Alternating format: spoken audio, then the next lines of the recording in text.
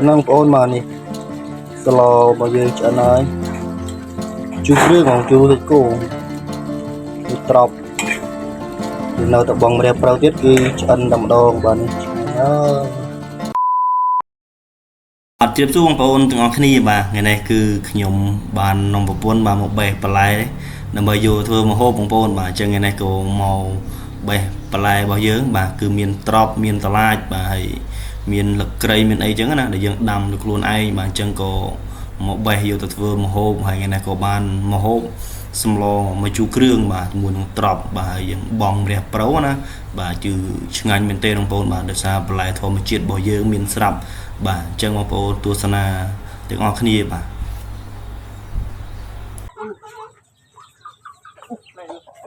trọc nhom play chân của ngày này vô việc cho thơm hôm mà đâu nè trọc mưa bê trọc chân giá trọc chân tại bộ này mưa bê mưa nè chỉ mưa nhom vô từ thơm hôm phồn thì mưa ngày nay nhom ban sầm lom mà chu krương sạch cô bà để cô nè wow nè cho tao một tập wow nè trọc trui bồn mà vô lò mà chu krương mà chỉ mưa chiết của pan na có hốc trong hộp đây phồn chỉ mưa tận này thân mà thà thưa hộp ba nó mục tiết đã được bày trong mà đòn chỉ lụi hộp ngủ đó có trâu đây nằm hôm này lại bây giờ phòng chuyện này nhom đầm đã muôn phồn đã muôn sọt man đại thì mà đại chi đây bạn đại muôn đại chi này nè nít là nít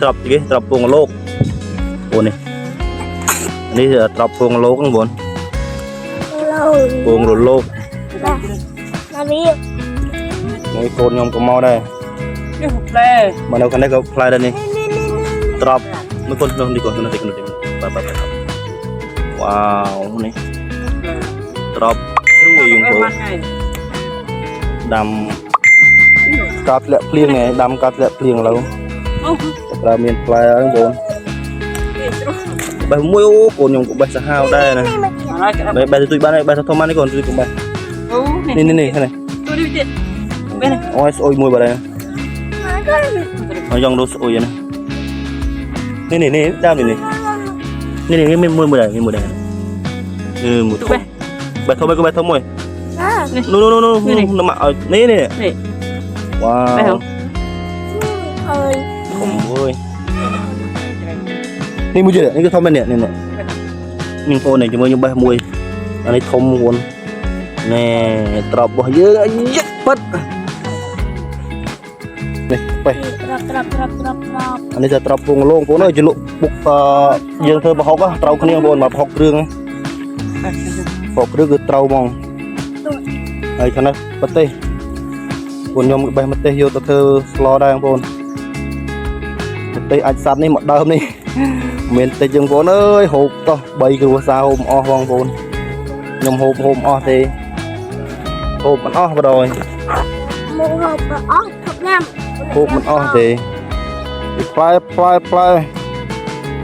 nó phun luôn play ta dương đâm mặt tê bà cứ chân đánh chở nó vốn ơi bầm ta mặt đớm mặt tê đâm ta mặt đớm hộp o chạy cái hộp kia đâu drop với có địch kia này liền vô kìa drop sủi lon của nó sủi sọc nó cho ngồi dương luôn dương rửa ban mình យកទៅស្ងោរហូបបងប្អូននេះតាមបន្លាចរបស់យើងមកចាប់ដើមឡើងល្អបងប្អូនបន្លាចចាប់ដើមល្អពេះមើលតានេះបងប្អូនកណេះខ្នោរបស់ខ្ញុំបងប្អូនបន្លែធំល្អទេខ្នោស្រែបងប្អូនខ្នោស្រែខ្នោនេះដឹងពូជអីទេបងប្អូនអើយដឹងពូជ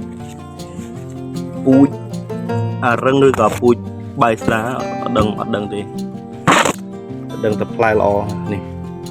ជាមួយធំនេះទៀតបាទ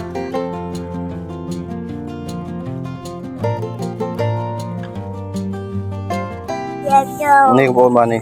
បងខ្ញុំគល់ក្រៃបងប្អូននេះគល់ក្រៃយើងក៏ធម្មជាតិដែរនេះល្អនេះបានដាំទេវាខ្ញុំដាំម្ដងតែឥឡូវនេះខានដាំវាទៅពេលវាដុះខ្លួនឯងហ្មងបងប្អូនអើយបាទភ្លៀងមកមិនគល់ក្រៃល្អណាជើងហ្មងអត់គ្រូ បុកគ្រឿង rồi ឡងមកជួគ្រឿងសាច់គោ ត្រប់ទៅនង សាច់គោ ពុកគ្រូ ដាក់យើងដាក់មួយត្រប់នេះ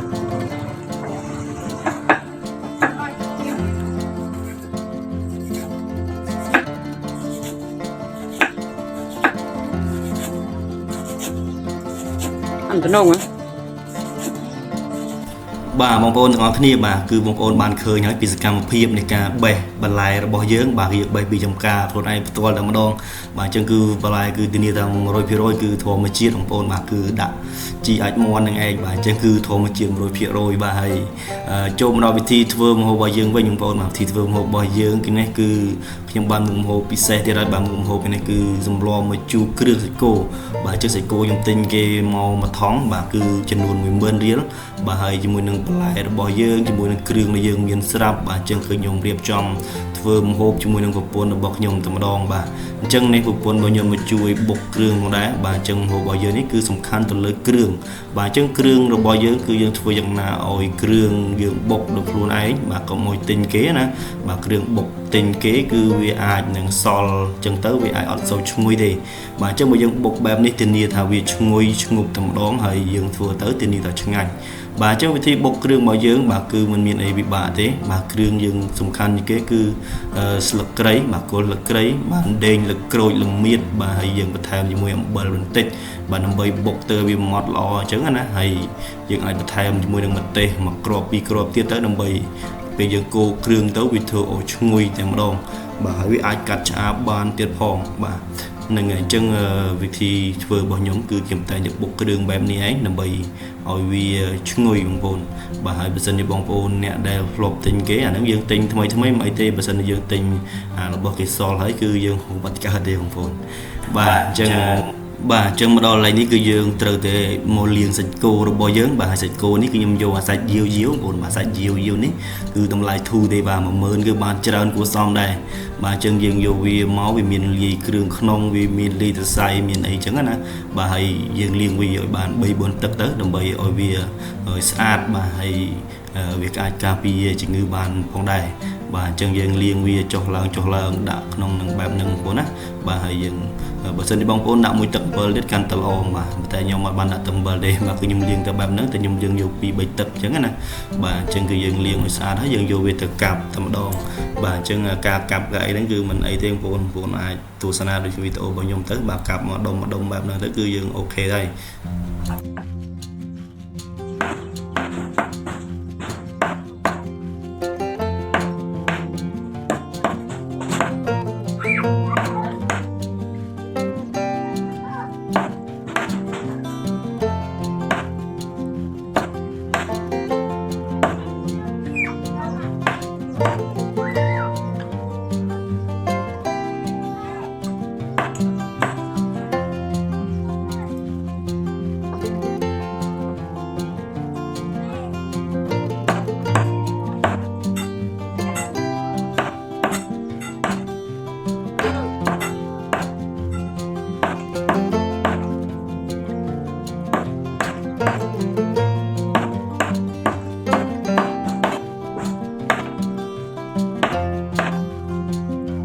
បាទមកដល់ចំណុចនេះគឺយើងមក ហាន់ជាមួយនឹងត្រប់របស់យើងបាទគឺបន្លែដែលយើងមិនអាចខ្វះបានក្នុងមុខម្ហូបមួយនេះបាទយើងមុខម្ហូបនេះគឺយើងដាក់សម្លម្ជូរគ្រឿងត្រប់បាទបើមិនយើងអត់មានត្រប់ទេ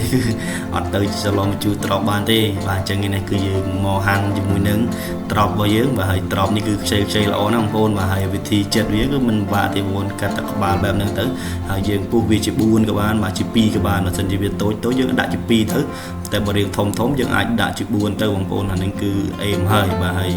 សិនជាយើងយកវាទៅជ្រលក់ជាមួយនឹងប្រហុកទៀតគឺរឹតតែអេមរឹតតែឆ្ងាញ់បាទហើយមួយទៀតបើសិនជាយើងយកវាជ្រលក់ជាមួយនឹងបបទឹកគ្រឿងក៏ត្រូវដែរបងប្អូនបាទត្រប់នេះបាទខ្ញុំចូលចិត្តហូបមែនទែនបបទឹកគ្រឿងជាមួយវីដេអូក្រោយខ្ញុំធ្វើបបទឹកគ្រឿងបងប្អូនបានហូបម្ដងទៀតបាទអញ្ចឹងឥឡូវយើងចូលមកដល់វិធីធ្វើម្ហូបរបស់យើងបាទអញ្ចឹងយើងមានគ្រឿងរបស់យើងបុកហើយបាទហើយក៏យើងមានត្រប់ហើយក៏យើងមានសាច់ដែលយើងបានកាប់រួចរាល់ហើយដែរបាទជាវិធីធ្វើគឺมันពិបាកទេគឺបងប្អូនគ្រាន់តែដាក់ខ្លាញ់ហើយយើងដាក់គ្រឿងរបស់យើងចូលតែម្ដងទៅបាទហើយគ្រឿងរបស់យើងនេះបានបុកហើយបែបនេះថ្មីបែបនេះគឺធានាថាឈ្ងុយឈ្ងប់តែម្ដងហើយបើសិនជាបងប្អូនដាក់ម្ទេសច្រើនទៀតបាទធានាថាផ្ទះ1ផ្ទះ2បាទគឺឆ្លក់តែម្ដងបាទគឺមានលេខស្អីគឺឆ្លក់តែម្ដងប៉ុន្តែខ្ញុំចូលចិត្តដាក់បែបហ្នឹងបើសិនជាយើងដាក់ម្ទេសបែបនេះគឺអត់ហឹលទេបងប្អូនគឺម្ទេសវាឈួលតែដំបូងទេ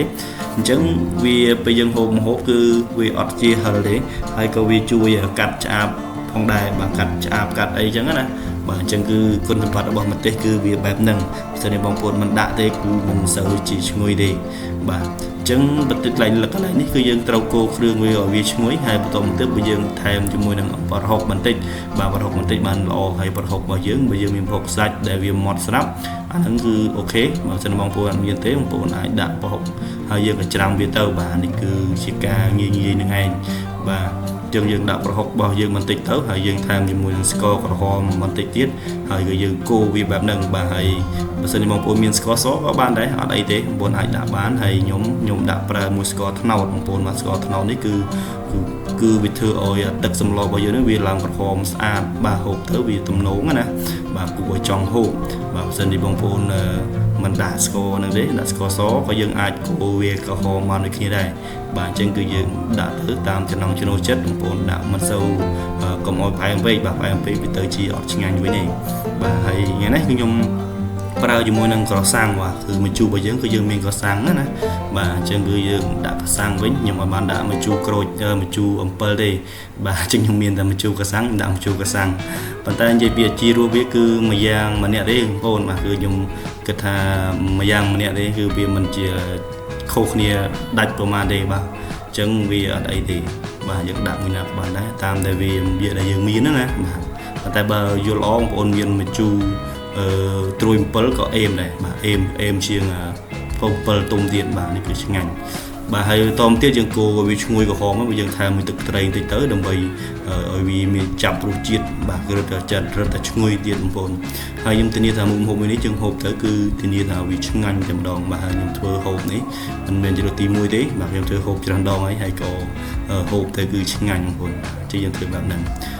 បាទបន្តមកទៀតយើងកូរបន្ថែមទៅបាទដើម្បីឲ្យវាឈ្ងុយឲ្យវាក្រហមអញ្ចឹងណាអញ្ចឹងយើងកូររៀងយូរបន្តិចហើយភ្លើងក៏យើងមិនអាចបង្ខំវាបានដែរយើងដាក់មកល្មមបានហើយបាទបន្តមកទៀតបើយើងចាក់មួយសាច់របស់យើងចូលទៅ